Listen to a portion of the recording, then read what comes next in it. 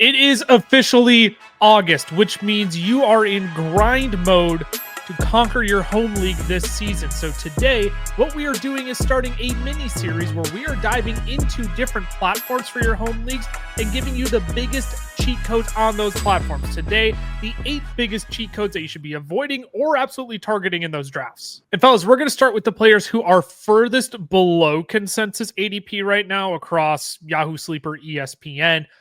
These rookies on Yahoo, they're being suppressed pretty hard this year. Treveyon Henderson currently goes off the board as the 75th overall player in Yahoo drafts compared to 62nd over on Sleeper and all the way up at 50 on ESPN. What are the primary reasons for this, and is this justified, Cameron?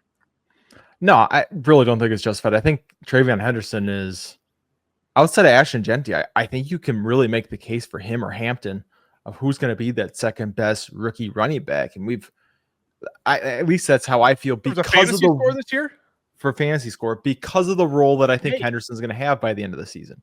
He is in camp. All we've heard is receiving role. And Josh McDaniels has had some good receiving backs in his, former time in New England. So I think he's just stepping into a role where he's going to be highly utilized. If the carries start to come more, right, that's where it would, I still have Hampton comfortably ahead of Henderson. I'm not trying to say, but I do think that he can challenge Hampton at the end of the day. So I don't think it's necessarily justified. I think the reason he's lower is just, you're just looking at a rookie running back. It's just people are like, do I want to take the risk? And a lot of people are, Yahoo, especially one of the more established fantasy sites. So people who have been on Yahoo for a long time have been playing fantasy football for a long time. So when they look at running backs, they're looking at, I want a 3-down workhorse who's going to get me, all this. And Treveyon Henderson doesn't really fit that mold. So that would be my guess as to why being a rookie, being a guy who's going to be more of a passing back, why he's falling a little bit more over on Yahoo. I think it's fascinating. Like you see that high of a ceiling for Treveyon Henderson.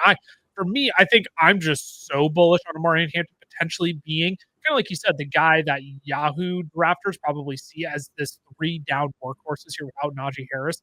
I mean, there is a 30-player gap between these players. Amari Hampton currently goes 45th on Yahoo compared to Treveyon Henderson 75th.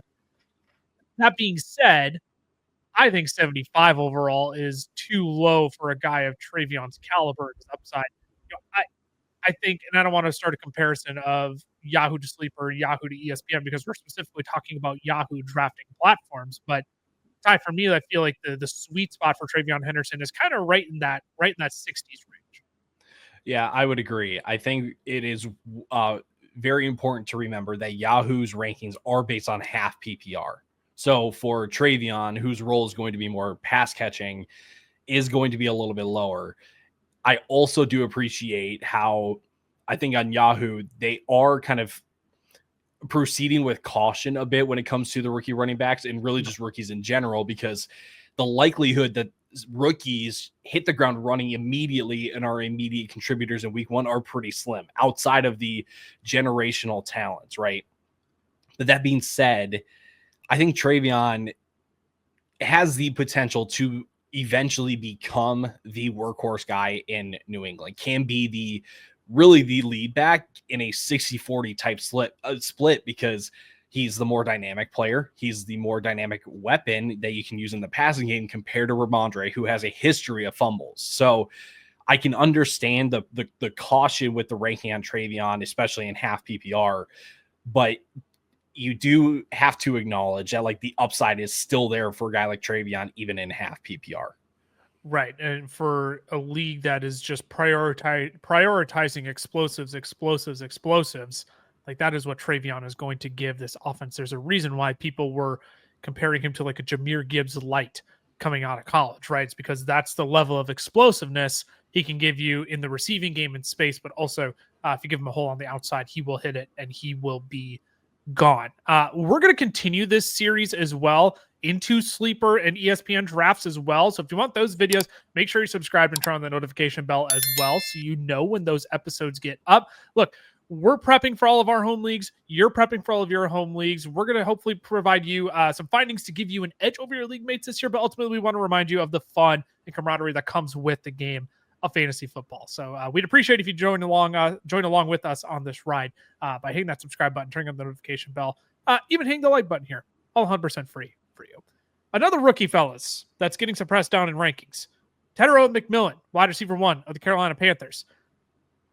Look, we do a lot of our drafting before August, still during August, but primarily over on Underdog, right? Where it's against real people. ADPs are shifting in real time.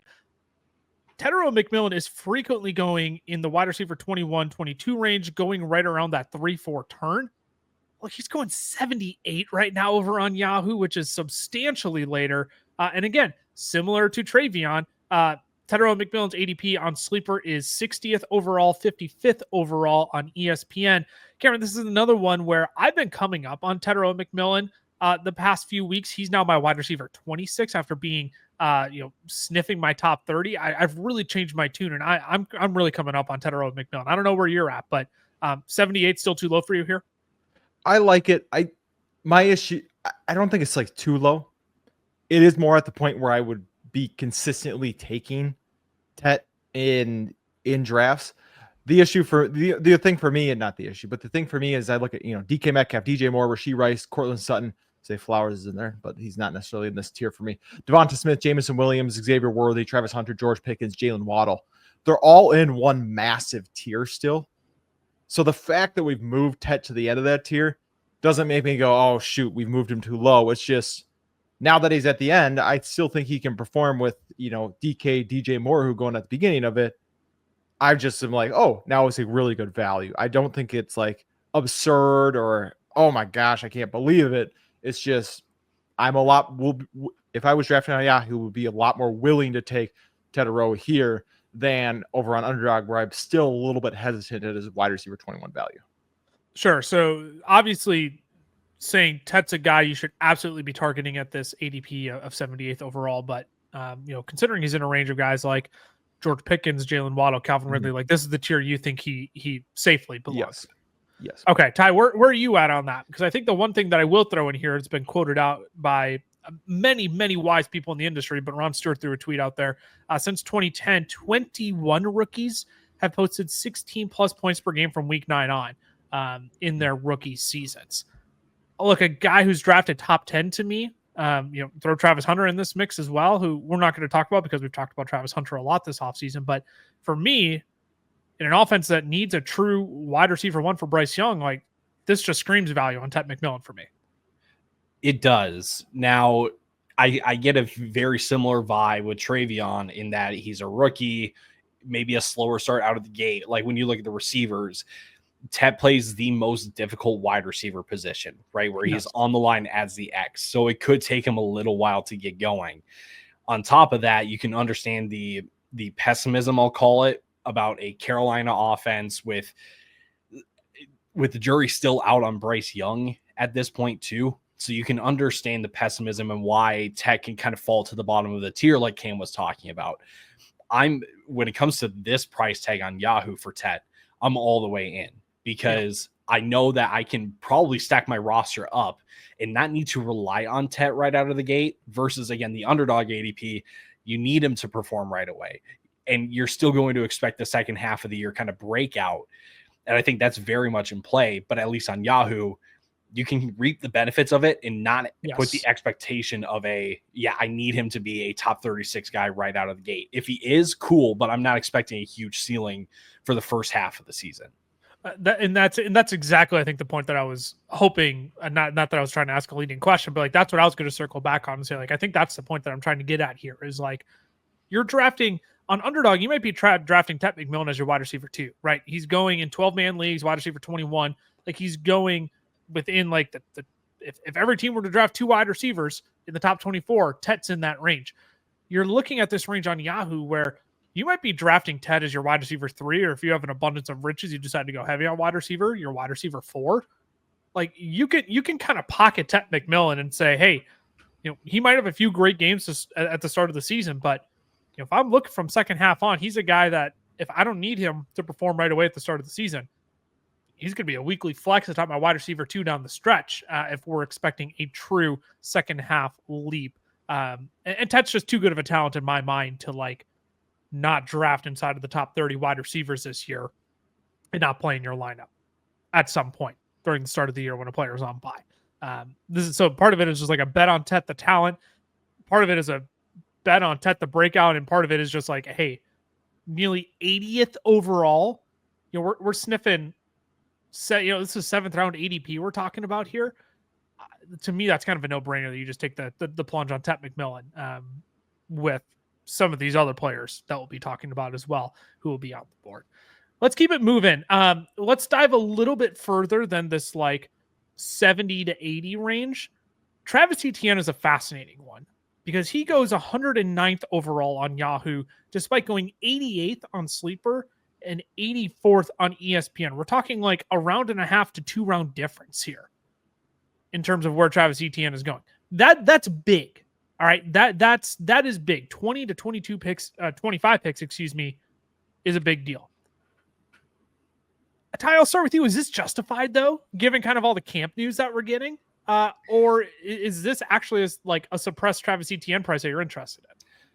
I feel like it's kind of both in the sense that Etienne. We're allowing fence sitting on this episode. If you didn't listen to last week's episodes, we said no fence sitting. We'll allow some fence sitting this week. And thank goodness, because Travis Etienne needs to be a guy to like sit on the fence for. I feel like it's wrong to be, on one side or the other. And that's coming from the guy that was, pretty vocal towards the earlier of the offseason saying that, like, I don't know why we're undervaluing Etienne so much. I think there is the opinion that Etienne can be a performer for you in the early parts of the season. You just have no idea what's going to really happen after like week 7. So you can get the first 6 weeks of the season of an Etienne that is the lead back in Jacksonville. But then as the season goes on, I mean, we might see more Bashal Tutin, could see more LaQuint Allen, who's all of a sudden kind of the new buzz out of Jacksonville right now. Yeah. So I do think because of that, that's why the value is suppressed. But at the same time, a lead back is a lead back, right? And when he's going behind guys with severe question marks or extreme question marks, Quinshon Judkins still, who is still unsigned, and we still don't know what the suspension is like. Jalen Warren, it seems like that Pittsburgh backfield, I don't know. If you can't overtake Najee Harris, I don't know how you're going to really be able to do so with Caleb Johnson. I know there's question marks with Caleb Johnson as well, but I just think it's too far suppressed, but it's not completely out of this world that he is kind of devalued compared to where consensus is, because I understand the worry for a longevity standpoint with Etienne. The fascinating thing about Etienne's ADP here is just looking at all the players going around. Again, like Judkins still going ahead of him, which my guess is that hasn't updated, but like Tyrone Tracy still going ahead of him. Jordan Mason is in the same range. Najee Harris is in that range. It's just a fascinating group of players that are going around Etienne where it's like, I don't know. This is just a range where if I'm navigating my Yahoo draft, this is the range in which I'm targeting wide receivers. Looking at Stephon Diggs, looking at Juwan Jennings. I know dealing with calf injury, but like, who else are you throwing the football to? Looking at Jacoby Myers. If Slick Rick Pearsall gets a bump on the injury report here before the season starts, like, this is just a range where I'm like, Dak Prescott here, like, hello. Just a bunch of other guys I would rather target in this range. Where I just have enough questions about this Jaguars backfield. How are you handling all the camp hype, Cameron? Because I think that's probably the best way to like not wrap out our Travis Etienne bit, but like really get the most out of this segment here is how do we navigate Etienne, Tank Bigsby, Bashal Tutin, and LaQuint Allen now? Yeah, I think it really is. It's gonna be from what I've gathered is it's at least at first in the first couple of weeks it's gonna be Etienne and Tank Bigsby, and then you're gonna get some mix of the other two in there. And so when you're drafting Travis Etienne, what it really comes down to is, do you believe in Travis Etienne as an NFL football player? Like, do you think he's good? Because if he is good, he will stay on the field. If he is washed, right, we're going to see, not I'm necessarily saying Rachaad White's washed, and I'm not that I'm saying Bashal Tutin is Bucky Irving, but we're going to see him get phased out more and more as the season goes on. That's just what I think we need to that's the bet you're taking here on Travis Etienne. The other reason he's going lower because we listed off the running backs. He's really not going, as far as running backs go, that much further down the list than he is in like an underdog where we're seeing this. The difference really is quarterbacks are higher, tight ends are higher. Yahoo, for some reason, is throwing kickers and defense up already in your draft. So if you're drafting on Yahoo, just be aware of that. Don't take these kickers and defenses yet. Wait, please do not take them at their current ADP. Yes. But, Jared Goff is currently going ahead of Travis Etienne, whereas on a best ball draft, Jared Goff is going 2 to 3 rounds later. So, and I don't hate that, right? I don't hate that Justin Herbert's going ahead of Travis Etienne. I think he's probably worth taking ahead of Travis Etienne. So I am more willing again to take Travis Etienne here. I believe in Travis Etienne, right? I think that he's actually a good football player. I think he's going to show it this season. So that's why I'm taking the bet. But you really do kind of have to call your shot and go, he's a good football player. He's going to stay on the field, or he's not a good football player and he's going to lose that chance pretty early on. And then that's where you start taking the chance on Bigsby, Tootin, and even, a real, I don't even think you have to throw a dart throw on LaQuint Allen. I think he's going to be a waiver wire pickup that you don't even have to think about till week 4. Yeah. And that's if he does get on the field and actually makes use of his opportunities on the field. And I'm glad you brought that up because, man, these platforms are just so different. You talked about how kickers and defenses are like, if you're watching over on YouTube, you've probably seen a bunch of defenses and kickers going in like the top 75. And you're like, hold on, wait a second. Nobody's doing that. Well, it's where they're ranked. It's where their ADP currently lies. Someone in your league might end up just following the board and doing that, right? All that to say, realize that if you have to spend the 88th overall pick on Travis Etienne on Sleeper, the 84th pick overall on ESPN, what we're trying to say here is basically, hey, know the board. Like you don't have to pay up for Travis Etienne here if that's not where the consensus value is on him. Because really, consensus is what? 88th, 90th overall here for Travis Etienne. Like you might be paying up a little bit compared to where you can get him on other platforms. So it's mostly know your board, trust your rankings, and know where other people stand on these players, because really that's what's going to make the difference in your fantasy drafts. And Ty, you mentioned you have one more thought to close us out here since you started. So I want this to be more so PSA of I hope you don't get to the point in your draft where you're relying on a Travis Etienne, right, to be a contributor. So in that sense, you could say then the value, as much as you're devaluing him, it's not worth investing in, because guys after him like Cam Scadaboo, second half of the year upside, J.K. Dobbins, and a much better offense, you can make the argument to just wait on those guys to fill out some depth.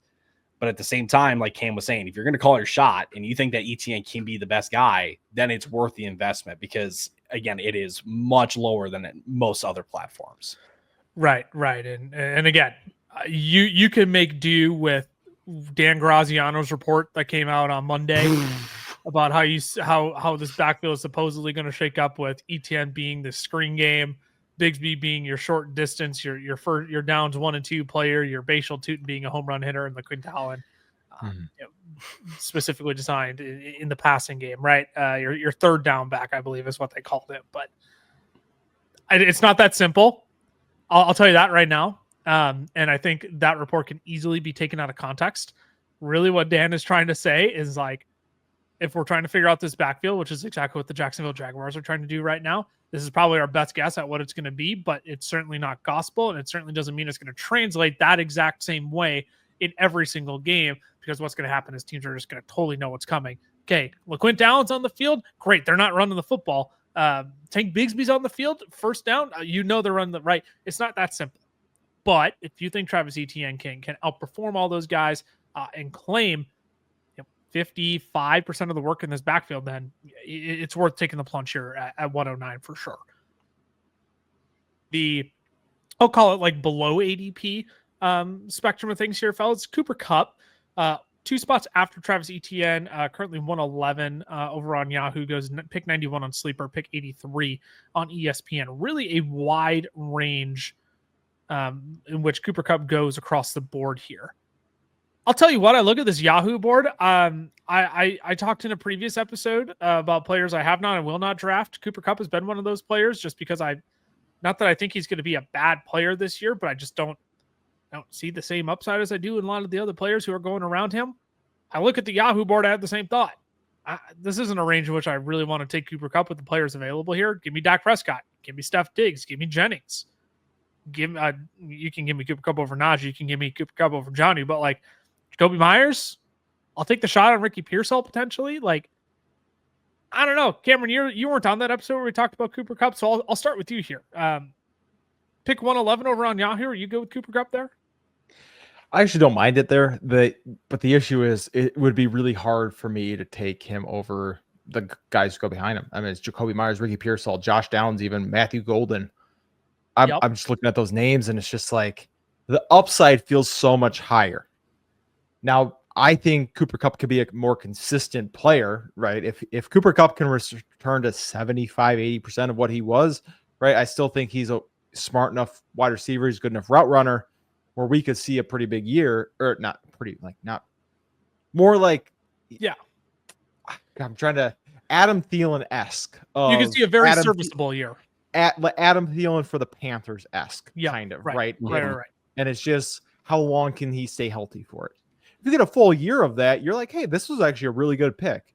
If you're missing 3-4 games, then it's, I don't know if this quite as good. So he doesn't have the same upside as those guys. I don't think he's a bad pick necessarily, but I do agree with you. I'm looking at those other wide receivers, and I would have a real hard time clicking on Cooper Kupp, even though he's this much lower than he is on Sleeper and ESPN.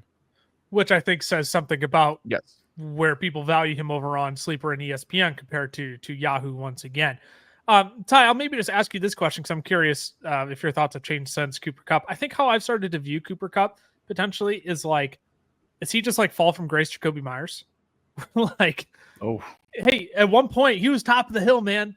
Now we're looking at him in a Seattle Seahawks offense with Sam Darnold as his quarterback who could turn into a duck at any point, playing behind JSN, behind a worse offensive line. I like, is it just kind of like a fall from grace Jacoby Myers where like, yeah, Cameron's right. Could you get a serviceable wide receiver 30 season out of Cooper Kupp this year? Absolutely. But I think you can get a serviceable wide receiver 24 season out of Jacoby Myers this year. Who goes after him, right? I don't know. Where do you stand on Cooper Kupp? I wouldn't call him a fall from grace Jacoby Myers. I call him a fall from grace Adam Thielen. I was trying to use a different player going in the same range, but go ahead. Obvious reasons. Okay, go. We're moving on. Go. So I would agree with you guys in the sense that like Cooper Kupp, because when you look at the Seattle offense outside of the run game, yes, JSN's still around, but DK Metcalf is not here. Tyler Lockett is no longer here. And besides Cooper Kupp and JSN, now it's MVS, it's Torrey Horton, it's I feel like I'm blanking on somebody. Maybe that's it. Jake Bobo. I was gonna say Jake Bobo's still around, isn't he? Yeah, but like that's really it. So that's it. You can see how there's an upside case for Cooper Kupp, but I would argue that's more so just calling it the 2025 outlook for Cooper Kupp rather than an upside case. I would call the upside case for guys that go right after him, like Josh Downs, like we've been mentioning. Oh my gosh, I didn't even realize how big of a value Josh Downs is. Go ahead. Sorry, we'll circle back on that. But like Matthew Golden is another one. Like you can put tangible upside on those guys where it's again top 24, top 28, top 30 even for Cooper Kupp. Again, I just call it a realistic outlook where I just say, right, it's JSN and then Cooper Kupp, but it may not end up making that much of a difference. It may not end up being a, value of a draft pick because I'm not really expecting Cooper Kupp to kind of reach those heights that some of the other guys can. So again, there is a value here, but you have to ask yourself, well, like, what are you realistically getting with Cooper Kupp? And to me, it's not really worth taking Cooper Kupp over some of these other receivers that go either in, within a round of him or even like a round and a half of Cooper Kupp. Okay. So I don't know how we blew over this reality. And actually I kind of like that we're doing a Cooper Kupp angle on this because my gosh, Josh Downs, 136 on Yahoo, 120 consensus, 16 spot difference. That's a round and a quarter. Y'all were talking about Matthew Golden, 138 on Yahoo, 110 consensus. He's a top 100 pick on Sleeper and ESPN. Y'all, like, don't draft Cooper Kupp here. Just don't wait to take Matthew Golden. Who was the other? Emeka Egbuka was the other one I was looking at here. 143 on Yahoo, 124 consensus. He's a top 120 pick over on Sleeper and ESPN. I mean, those are no-brainer investments for me. To not take a Cooper Kupp here and take a shot on the rookie upside at those prices instead. Like, those are the wide receivers we really should be talking about in this episode, because holy cow, those three alone are suppressed way, way, way down in value that I think, look, they belong in this tier of receivers here with Diggs, Juwan Jennings, Jacoby Myers, and Ricky Pearsall. Like, that's what we're saying here. You can take any of those guys. You can pick your flavor out of any of those guys. I just don't think it should be Cooper Kupp when you have those other values going later, and they're that mispriced in ADP. Yeah. My only thing is he still was wide receiver 22 in points per game last year. So like that's my only hesitation is like he wasn't actually bad last season. But then you have the other side of him and JSN play the same role. Is Sam Darnold gonna be that good? So those are my worries on the other, but I don't know. I keep coming back to that of like, what if he's not washed? Like, what if he's like still Cooper Kupp and he comes out? I don't think he's washed. I just think he's in a substantially worse offense. But is the worst play caller. Is top 20 in his range of outcomes? No. So you don't think he can hit what he was at last season? No. I see. Well, I think it's more so situation related than it is like Cooper Kupp again falling off. Like I saw a bit of regression last year in terms of his overall play. I would expect a little more old. this year. He's going to regress. I mean, that's inevitable, right? No, he's getting old. So he's no spring chicken anymore. We're not saying that he's washed, but what we're saying is, I think because he's playing in Seattle with Sam Darnold versus the Rams with Sean McVay and Matthew Stafford, that top 24 ceiling that he had is probably now closer to 30 and at the very worst 36. Okay. Because he did average the same amount of points per game as JSN, Garrett Wilson, and Cortland Sutton last year. Yeah. So that's my hesitation. That's why I'm still like, maybe we are too low. So I think I'd still click every once in a while. But if I only had one draft on here, I don't think he'd be the guy I click on. Yeah, right. And again, I think that's a very important piece of context to name too. If he's the one player I have to click on here because it's my one home league draft that I'm prepping for, I am not telling you to click Cooper Kupp in this range, despite him going later on Sleeper and ESPN. I just think the guys, again, Josh Downs probably on a worse offense with potentially a worse quarterback playing Anthony Richardson, TBD. We got to wait out camp for that. But Emeka Egbuka with all the Chris Godwin bad vibes and Matthew Golden on a much better offense in the Green Bay Packers. Those are two no-brainers. I would just rather take them over Cooper Kupp just on their rookie upside alone and the offenses in which they're in. Let's take a quick break, fellas, because when we come back, we'll talk about guys who are going way ahead of consensus ADP on Sleeper and ESPN, and even over on Underdog right now, where you can draft all these players against real people for real prizes. Today's show is brought to you by your friends over at Underdog, home of Best Ball Mania 6. There are $15 million in prizes up for grabs, with $2 million going to first place and another $1 million going to second place. Entering is super easy. You join a draft with 11 other people, select your team, and Underdog will automatically generate your highest scoring lineup each week. Essentially, you get all the fun of drafting with zero stress of making the wrong decision on who to start. Underdog hosts a variety of other contests as well, ranging from $3 entries to $500 entries, so there's something for everybody pocketbook. If you're not on Underdog yet, use the code FELLAS when you sign up, because they'll give you up to $1,000 in bonus credits to play with, and we'll give you our 2025 draft guide for free. Again, that's code FELLAS over on Underdog. Now let's get you back to the rest of the show. All right, fellas, let's turn the page now. We've talked about Treveyon Henderson, Teteroia McMillan, Travis Etienne, and Cooper Kupp, who are going well after consensus ADP on Yahoo platforms. Handful of other rookies we've talked about as well in relation to Cooper Kupp and Travis Etienne here, but I want to have an interesting conversation about the Cleveland Browns now, because David Njoku is going basically 20 to 30 picks earlier on Yahoo compared to Sleeper or ESPN. And I'm a massive David Njoku guy. You all know how much I love David Njoku. He's one of my most drafted tight ends this year. Yet at the same time, I can't help but notice that Jerry Jeudy, unfortunately, we don't have this over on YouTube, so just take a note on your computer right now if you have to, or on your phone or on your TV, wherever you're watching this. Jerry Jeudy goes as pick 95, despite his consensus ADP being 75 on Sleeper and ESPN. Okay, what's this gesture, Ty? Oh no, that they're like flip flopped. The Like flip flop. you. Okay. I couldn't tell if that was like a Sorry. a thumbs up to thumbs down. Like I couldn't tell what that was exactly. But I will start with you. How do you even begin to navigate this Cleveland Browns passing game when, one, we don't even know the quarterback, two, who's even worth investing in this offense with the Quinshon Judkins news as well, and three, are either of these guys worth investing at their current price tags over on Yahoo? I feel like if you had to make me choose one, it is Jerry Jeudy, just because, again, there's so much unknown with this offense. And I know that Jerry Jeudy is one of the top guys in this offense. I am okay pushing back. That being said, I'm not going to go out of my way to go get Jerry Jeudy. But for the direct comparison in my argument, right? David Njoku is the tight end 11 on Underdog right now. Versus on Yahoo, he's the tight end 8. I believe he's the tight end 8.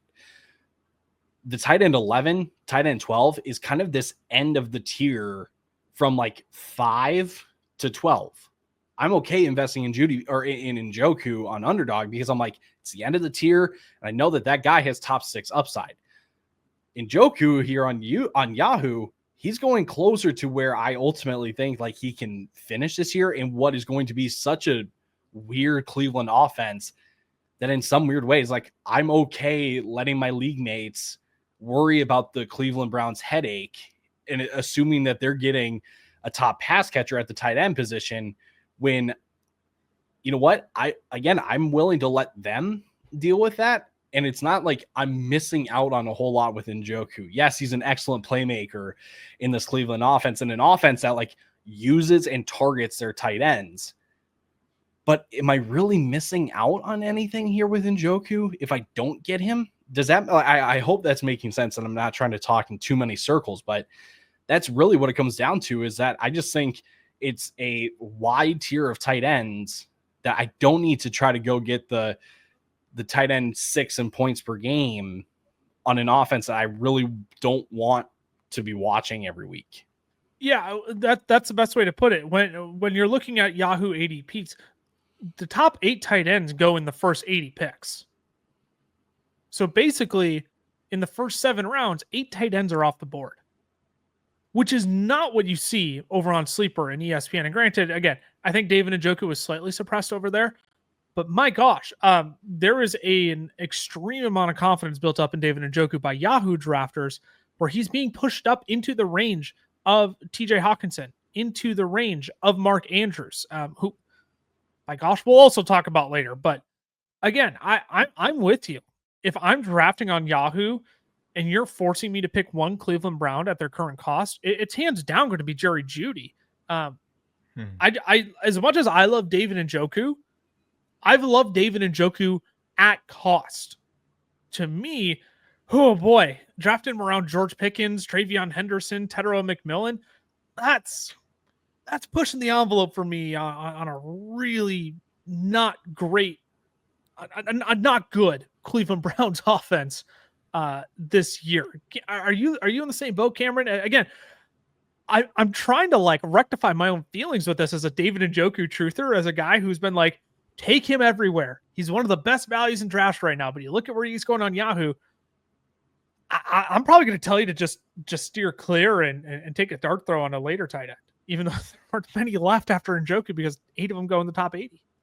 Yeah, it feels like Yahoo, the drafters over there are Joe Flacco's the quarterback. He's going to be the quarterback all 16 games because they're going, hey, and in 2023 with Joe Flacco, this guy was the tight end 1, outscoring what Brock Bowers and Trey McBride did last season, for the last 10 games with Joe Flacco. That's what it feels like they're looking at when they got Njoku. But I'm with you. I think you got to go with Jerry Jeudy here. I think just the value is better. And I think the wide receiver is usually the better upside in the offense than the tight end.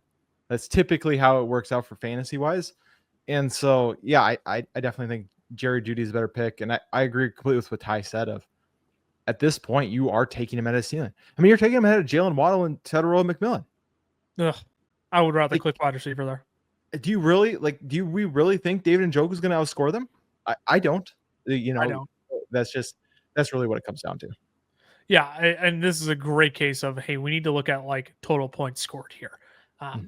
I think Jerry Jeudy could outscore David Njoku this year, right? Like, and he's going how many? He's going 20 picks later over on Yahoo, right? So I understand wanting to push up the value of tight end because not everybody can get an elite tight end.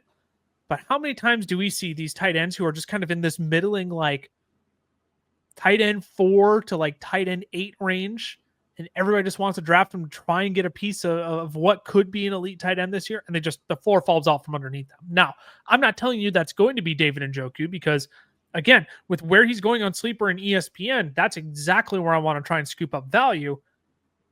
But on Yahoo, there's just other plunges I would much rather take here than a bet on a tight end in the Cleveland Browns offense at this cost. I would much rather wait until 9th, 10th round to try and scoop up David Njoku where you can get him on other platforms. Another tight end, look, in my opinion, going ridiculously high in this range. Mark Andrews, 59th overall over on Yahoo. That 82nd on Sleeper, 96th on ESPN. We're talking nearly a 40 pick difference, nearly 3 full rounds between Yahoo and ESPN. Again, I'm not saying ESPN is 100% in the right for having Mark Andrews all the way down at 96. But boy, I can tell you I'm not too interested in Mark Andrews here at 59th overall when I'm looking at, I mean, I know Rashid Rice is suspended, but a range of Cortland Sutton, a range of Devonta Smith, a handful of other players going after him. I'd just rather have straight up as well. I don't know, Cameron, where do you even want to start this conversation? I'll maybe give you the freedom to start here because all I can say is Mark Andrews, 59th overall. I'm good. You all can have him there. Yeah, I'm struggling taking him where he's going in underdog drafts. Yeah, right. Tight end 7. I've barely even been clicking him there. So we're talking like Devonta Smith's going after him. I would go ahead of Travis Kelce, or right behind Travis Kelce, who's also extremely high. I mean, the fact that you might be looking at a board and see like DJ Moore or Mark Andrews is crazy to me, right? I mean, it's just like that's an auto click. Devonta Smith or Mark Andrews, auto click Devonta Smith. Yeah. Even Zay Flowers, I'm taking ahead of Mark Andrews right now. So it's like, and I'm very low on Zay Flowers. Yeah. It's just every guy that I'm looking at in this range, I'm like, no, I'm not even considering it. All those wide receivers we talked about before, Teteroia McMillan, Jalen Waddle, Calvin Ridley, George Pickens, Xavier Worthy, Travis Hunter, Jameson, like all those guys go after. And after what we watched with Mark Andrews last year, where he was so touchdown dependent, when Lamar threw 41 touchdowns, unless you think Lamar is repeating on a historic level, I just don't think we're going to see the same amount of touchdowns again, which means he's going to be worse than he was last year for fantasy. And it's not like last year was exactly pretty. So I don't know. I don't know what this ADP is, but I want nothing to do with it. Yeah. I was doing some research on Mark Andrews and Lamar Jackson's passing touchdowns last year. Lamar Jackson had 31 passing touchdowns inside of the 32 passing touchdowns, inside of the red area last year. All 11 of Mark Andrews' touchdowns came in the red zone last year. He did not have a single touchdown that came from outside of 20. Now it's like, well, duh, Lucas, he's a tight end. Of course, the red zone offense is going to run through the tight end, the big body. Yeah, but like, do you think Mark Andrews? Ask yourself this question: do you think Lamar Jackson throws 32 touchdowns inside of the red zone this year? I don't think he has another outlier historic season like he did last year. So I think Mark Andrews is going to regress in some capacity. Do I think we get a little bit more consistent usage with Isaiah Likely dealing with an injury now? Yeah, sure. Mark Andrews could have a better start to the year compared to, basically in the first 5 weeks, he was playing barely 40% of the snaps. But does that mean you steam him up to a top 60 pick tie? You're in the 5th round? I'm good. Like this is one where it's like we've played this game before. We don't have to play this game again. These tight ends who go in rounds 4 through 6, they're just typically not worth drafting compared to the other guys on the board. And like, look, we've talked about how smart Yahoo is in some capacity with some of these rookie and some of these running backs of like, okay, maybe we should hold off on them. But at the same time, with how many rookie wide receivers they're pushing down, how high they're pushing up some of these elite tight ends that really aren't elite out because they're not on the level of Bowers, McBride, and Kittle. I don't understand the appeal on this one at all. I really don't either. Like when I was talking about the tier with Njoku, Andrews goes at the front of this. So from that standpoint, I'm very much out. I understand that you can have maybe some more optimism from Mark Andrews than you did last year, because last year we were dealing with a bunch of injuries. We had a car crash, and then the volume was just so inconsistent, but then the tight end or the touchdown saved you. And in half PPR, like touchdowns do kind of hold some more weight. So I get all of that. That being said, like we need to keep a spade here. This is just too overpriced. Wait for the Tucker Crafts, wait for the Evan Ingrams, wait for one of these rookie tight ends and Tyler Warren, Colson Loveland. Wait for one of those guys. This one, sure, it's a piece of the Baltimore offense, but don't let that want for a Baltimore Raven on your fantasy team blind you to the fact that like Mark Andrews is like severely overpriced right now on Yahoo. I look, and I'll keep this last one. It's a theme, right? It feels like these rookies are being suppressed while tight ends and quarterbacks are just being like, but like you can't say all quarterbacks either, right? Mm-hmm. Because Justin Fields going 82 on Yahoo compared to 125 on, I think that's just a terrible misprice on Sleeper. Maybe we'll talk about Justin Fields when we do the Sleeper episode too, but 106 over on ESPN. The other name I want to throw in here, and we didn't throw him in because we literally just talked about him last week, literally in our Risky Players episode. If you didn't catch that, go check it out. Baker Mayfield, pick 54. A round 5 pick. I can't justify that. Not with the regression that we're going to see coming. To me, look, I understand investing in Justin Fields. Like, I can't even say I hate the Justin Fields price tag. This is just like richer than I'm probably willing to invest in Justin Fields, recognizing the downside he may have as well. Obviously, he'll get it done with his legs. That's the upside, but I'm not going to pretend it's a pretty passing attack that the New York Jets have set up for him here. Is this a good range for Justin Fields for you, Cameron? Brock Purdy doesn't go too far behind him, so I'm not saying you have to like Brock Purdy in order to like Justin Fields here, or if you like Brock Purdy here, you have to like Justin Fields. But 82 compared to 125 and 106. I'm like, I would rather wait another round and a half on Fields if I can. Yeah, I don't know. He would have to essentially repeat what he did in 2022. So I guess if you think that he can do that and he can hit 20 fantasy points a game, then great. But even last season, I mean, 20 fantasy points a game is very good, but he would have been the quarterback 7, right? He would have finished essentially where you're like, his ceiling is where you're taking him right now. And I understand, like, a lot of quarterbacks performed really, really well last year. Lamar Jackson, Josh Allen, Joe Burrow, Baker Mayfield, Jaden Daniels, and Jalen Hurts, all over 20 fantasy points per game. That is irregular. There have been seasons, in the last couple of years where Fields 20.5 fantasy points per game would have been top 2. But I just don't know if I want to take that bet. I don't know if I feel like I'm going to rely on him scoring 9 rushing touchdowns this season. He could. I don't, and even looking at it last year, it's like, I don't know. I just feel like, why draft him at his ceiling? He's just not going to have the passing volume that's going to get you to the point where he's contending with Lamar Jackson, Baker Mayfield, or not Baker Mayfield, Lamar Jackson, Jaden Daniels, Josh Allen. So why take him there when you can wait considerably longer and get Justin Herbert's, Jordan Loves, who are maybe have the same ceiling as Justin Fields, obviously a little bit lower floor with the rushing, but you're just getting at a considerably lower cost. Yeah, part of the reason I like Justin Fields over on Underdog when you're drafting right now is because he goes in, like, basically it's just like a conglomerate of quarterbacks that'll go there. I'm like, I don't know, he probably has the highest upside out of all of them with his rushing ability. Could he outscore Kyler? Absolutely. Baker Mayfield? Absolutely. Bo Nix? Absolutely. And then he goes ahead of, the Caleb Williams, the Brock Purdy's, the Dak Prescott's of the world. But boy, looking at 82 here and compared to some of the quarterbacks that go after him, man, it's tough when you can look and get Dak Prescott.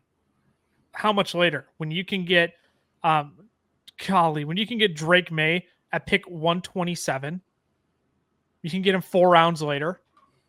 Like, that's just a bet I'm willing to make there instead of Justin Fields 4 rounds earlier. It's just a tough bet to make where, again, you look at the range of players here. It's Calvin Ridley. It's Teteroia McMillan. It's Evan Ingram. It's other servable pieces on your team when, man, I can kick the can on quarterback in Yahoo drafts this year and be pretty content with anybody going after this range tie. Yeah, Fields is just going a little closer to a ceiling than on other platforms. Is there a possibility that Fields can be a top 7 guy? Sure. I wouldn't push top 5, but because of the rushing potential that he has, he can be a top 6, top 7 guy. But I think what's helpful for Justin Fields is to put the draft value for him. Right now on Yahoo at 82, that's a late 7th, early 8th round pick. Over on Sleeper, 125, that's an early 11th round pick. Yep. Okay, that's nearly Much better 3 rounds later, right? ESPN 106, that's a late 9th round pick. So that's nearly a full round and a half, if not almost 2 rounds. Underdog right now, he's an early 9th round pick. So it's not that we don't like Fields necessarily, but there are just other platforms where you're getting a slight discount on Justin Fields. Again, not saying that Fields is going to completely bust at where he's going on Yahoo right now, but the value in winning the draft because of a value, or from a value standpoint, is pretty slim with the price tag that he's got. So for the 3rd time, he's not a bad player. We're not saying completely avoid because, right, the rushing potential that he has is pretty unmatched for the quarterbacks that go right after him. But it does alter how you build the rest of your team out. And you have to ask yourself, is it worth to make that kind of investment and sink that kind of capital into Justin Fields? And if you're not, then don't fool yourself on rushing potential, because ultimately it may not, he could return value, but it may not make the most difference in the world then. Drake May is just such an obvious click. I would rather, if I have to pay this high for Justin Fields, like, I don't think the gap between Drake May and Justin Fields this year is as big as it is. Basically 4 entire rounds.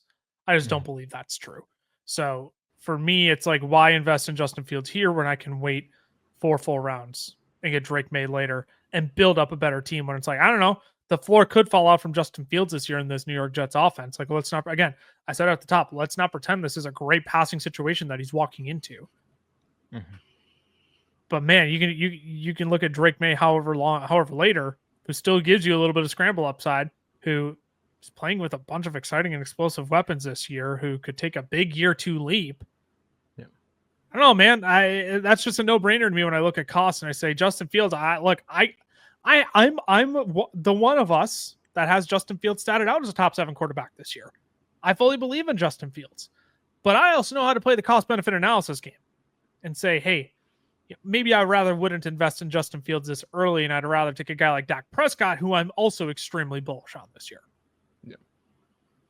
No, that's, I mean, it's just, we've talked about the giant tier of quarterbacks over and over again. Justin Fields, for me, as well, is up towards the top of it. This puts him at the tippy top of it. I'd rather just, take a guy, like you said, 4 rounds later on a couple of these guys that you can wait, and just get wide receivers who are tiers above the wide receivers who go 4 rounds later. So that's just really what goes into that decision. Well, you can see where we have all these players projected out. Again, it's not that we dislike Justin Fields. It's not that we dislike Mark Andrews or David Njoku, but where these players come out in our projections also helps shape how we view the draft board as well. So if you want to get your hands on our projections, fellasdraftguide.com, that is included in our draft guide this year and every year. That's been the foundation of our draft guide since we started coming out with it. You'll get access to full team pages as well, which highlights just basic point projections and player rankings for each individual team, some fun stats that go into our research as well that kind of help dictate how we view the offenses will perform this upcoming year. So much in that for you. fellasdraftguide.com. Get your hands on that to get all of our projections and rankings for the upcoming fantasy football season. We'll be doing this exercise again. We're doing it once a week. We won't be doing it this week, but I believe we're doing ESPN or Sleeper next week. I can't remember which one we're doing next week. Whichever one we don't do next week, we'll do the following week as well. So if you enjoyed, what are you giggling at over there?